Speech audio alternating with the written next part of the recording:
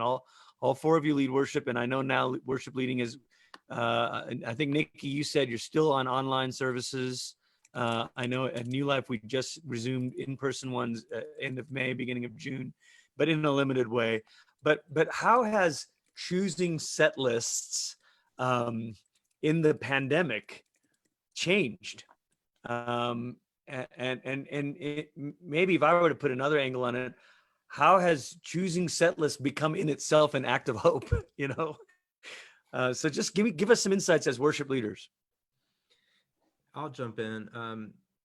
I don't think that you used to have to think like you do these days. We used to be in peacetime mentality. We're now kind of in wartime mentality.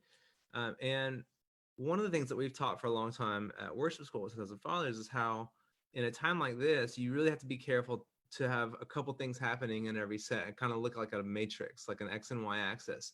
You have to have high hope and high lament.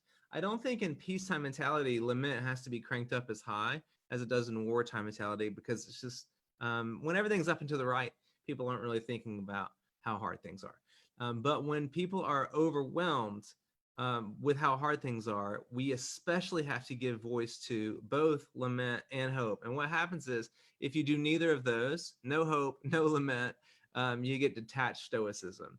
If you get hope with no lament, you get naive optimism. If it's lament with no hope, it's unrelenting despair. So we don't want to just do 30 minutes of whatever, some emo songs. But we've got to have both of those things, because in both of those things, like Ryan Adams remaking Taylor Swift 1984, for example. Although I loved that album, I was really sad there. If we get both of those, if it's high lament, we're naming it honestly, like Jon said, we're naming what's real, but we're also naming there's a reality beyond this reality that's rushing towards this. That's faithful suffering. And so I just think what this season has done is heighten our need as leaders to be more cognizant and conscientious of, most people are coming in here really hurting.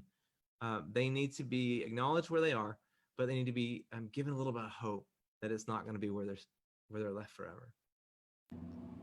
So I gotta be honest with you. I'm an Enneagram 7, if you can't tell.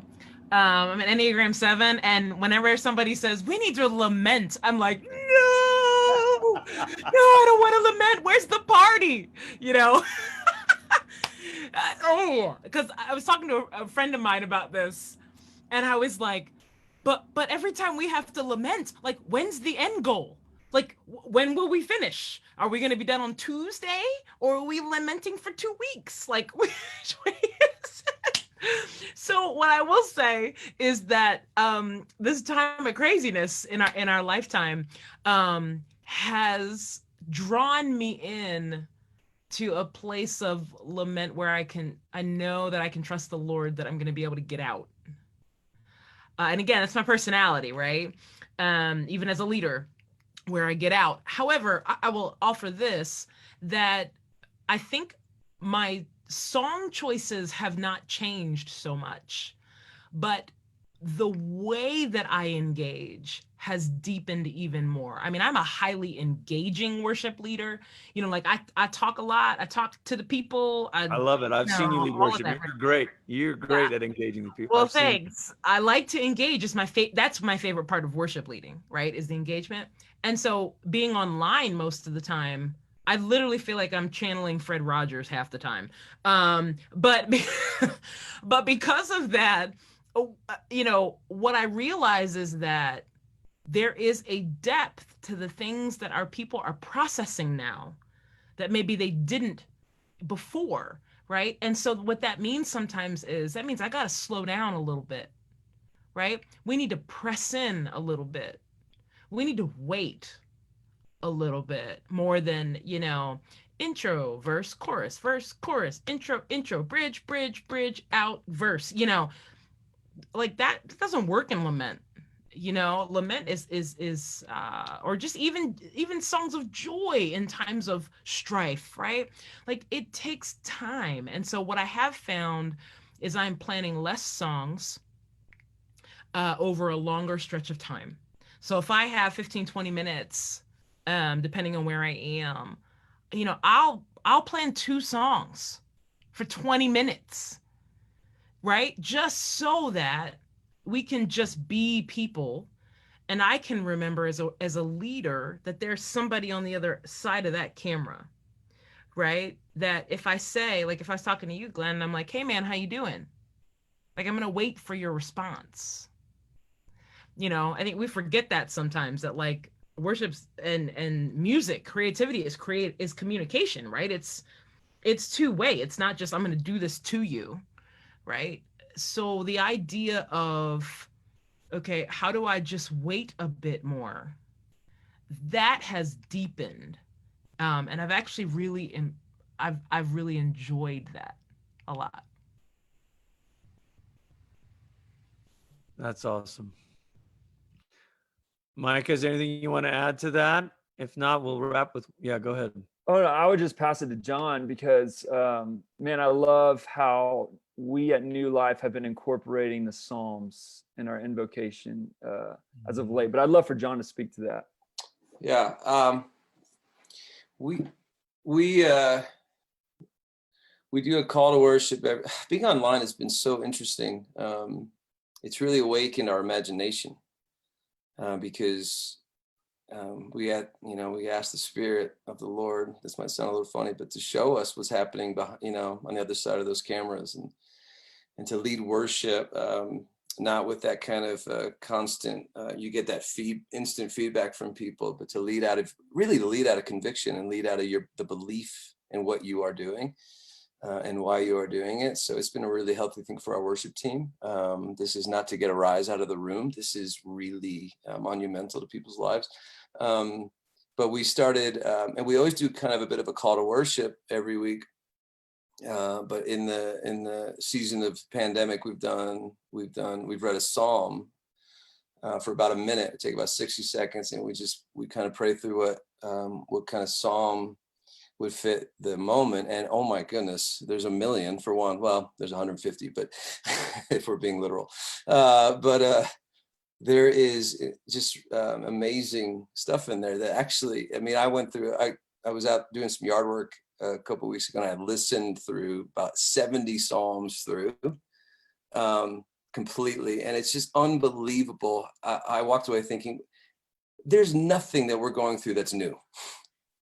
It's just zero. In fact, we're not being honest enough about how hard it is what I thought. And we could give our church words to grieve and to go to lament.